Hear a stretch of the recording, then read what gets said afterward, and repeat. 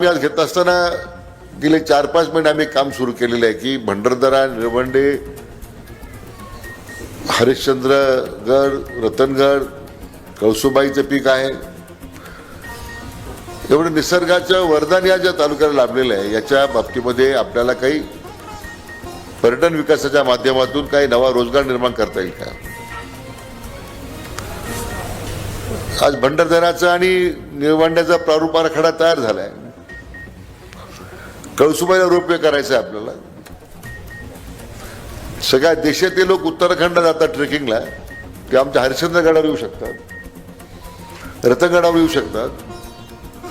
एक इकोसिस्टम तयार होईल की ज्यामुळे या तालुक्यातील किमान 1000-2000 मुलांना आम्ही रोजगार देऊ शकतो, लोकांना व्यवसाय देऊ शकतो. एक साधारण 1000 कोटी रुपयाचा एक आराखडा आता मी तयार करतोय की जो तुमच्या मुद्दा मी सांगत होतो की पाण्याच्या प्रश्नामध्ये आज अकोला तालुक्याने केलेलं जे योगदान आहे, अकोला शेतकऱ्यांनी केलेलं जे योगदान आहे, हे आम्ही कधी विसरू शकणार नाही, हे तुम्हाला मी सांगतो. आणि मग त्या आमच्या आदिवासी तालुक्यातल्या आमच्या बांधवांसाठी काही करण्याची भूमिका ज्या आम्ही पुढे घेतोय, तसं मी पर्यटन विकास आराखडा मांडलाय, अन्य योजनेतून काही प्रयत्न करतोय.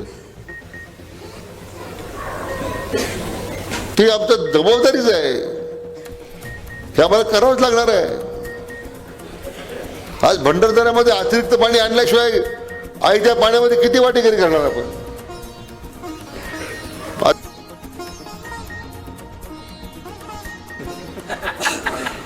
कोण कोणत्या डब्यात बसला ते समजायला तयार नाही, कोण कोणत्या इंजिनला लागला ते समजत नाहीये. त्यामुळे चिंता करू नका, आपली रेल्वे बरोबर जाईल. माझा प्रयत्न हाच राहणार आहे की जो 19चा आराखडा आहे, देवठाणून रेल्वे गेली पाहिजे, तोच आमचा प्रयत्न राहील. हे मी तुम्हाला जिल्ह्याचा पालकमंत्री म्हणून या ठिकाणी खात्री देतो.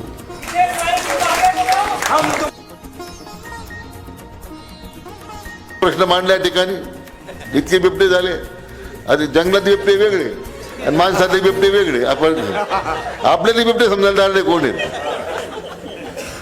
तरी आता या बिबट्यांच्या हल्ल्यामध्ये आम्ही आता जवळजवळ गेल्या महिन्यामध्ये 9 कोटी रुपये दिले. आपण 22 गाड्या घेऊन दिल्यात, 500 पिंजरे घेऊन दिलेत, थर्मल ड्रोन दिले, म्हणजे रात्री ते ड्रोन उडाले तर त्यात ट्रॅकिंग करता येईल आपल्याला. त्या बिबट्याला त्याच्या गन दिले आपण त्यांना, ट्रँक्युलायझर गनचे काय, त्यातून आपण त्यांना बेशुद्ध करू शकतो. आता आजच आम्ही निर्णय केला आहे, त्या गोरक्षनाथ गड जो आहे निजानेश्वरला माझ्या कोकण गावच्या तिथे, ते 150 हेक्टर जमीन आहे. ते 300 एकरामध्ये आपण मोठं बिबट्यांचं हे सफारी करतोय. त्याला 10 कोटी रुपये देऊन मोठे त्याला जाळे करतो पिंजऱ्याचे, 150 एकर ते फिरतील, मोकळे फिरतील ते. आणि ग्रामीण जनतेला बिबट्यांच्या हल्ल्यांचा मुकाबला करावा लागतोय.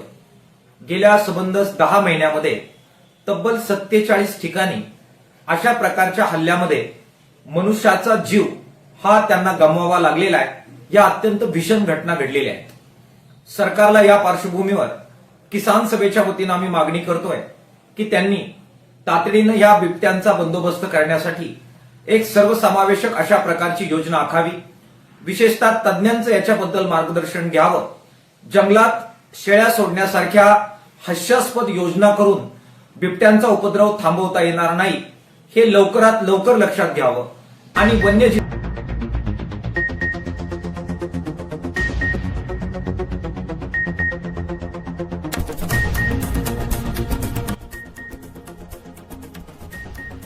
मेहंदुरी येथे Sairatna organic farm producer company limited यांच्या मार्फत शासकीय सोयाबीन खरेदी केंद्राचा माननीय आमदार डॉक्टर किरण लहामटे यांच्या हस्ते उद्घाटन.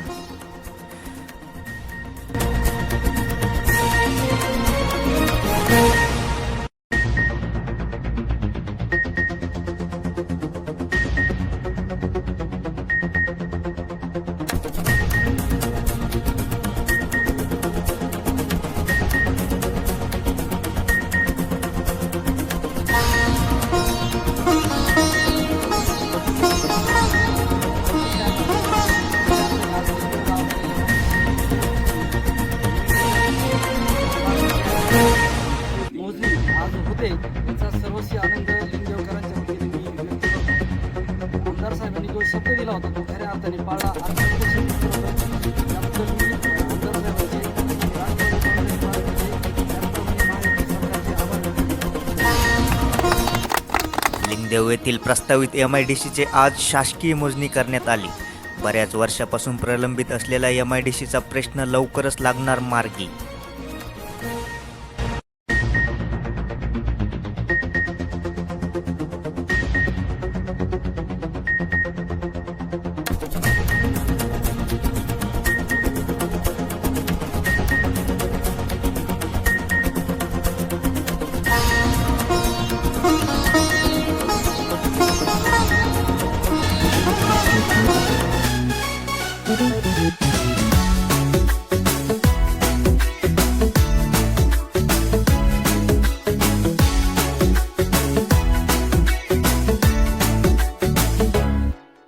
साल भर में सबसे प्यारा होता है एक दिन.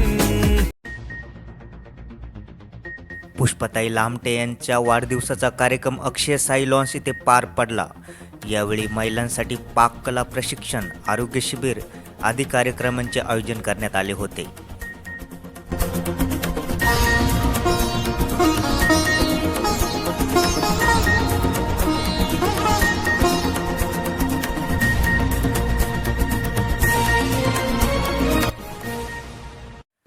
ऑक्टोबर रोजी झालेल्या आमसभेची पाठपुरावा सभा बुधवार दिनांक 24 डिसेंबर रोजी पंचायत समिती अकोले येथे सकाळी 9 वाजता होणार. ज्यांचे प्रश्न सुटलेले नाहीत त्यांना उपस्थित राहण्याचे आवाहन.